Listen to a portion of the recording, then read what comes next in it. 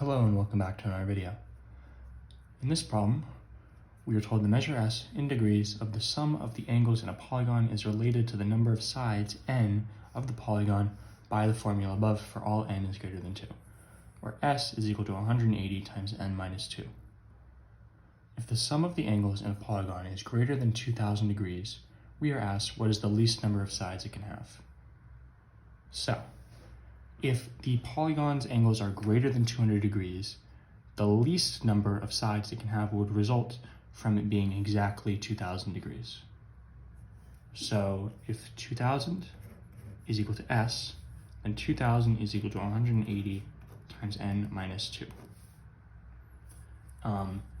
Technically, if it's greater than 2000 degrees, it would have to be plugging in 2001 into here, but you'll see that won't come up.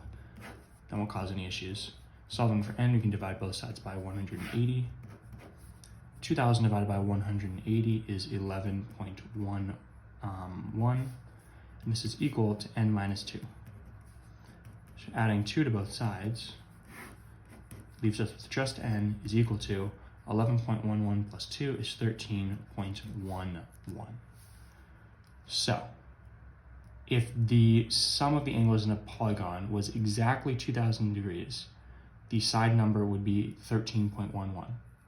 However, it can't be less than this, so the least number of sides that it can actually have is not 13, but 14, right? Because 13 would be slightly less than 2000 degrees, and then the next one over it would be 14. So D, 14 is going to be your final answer.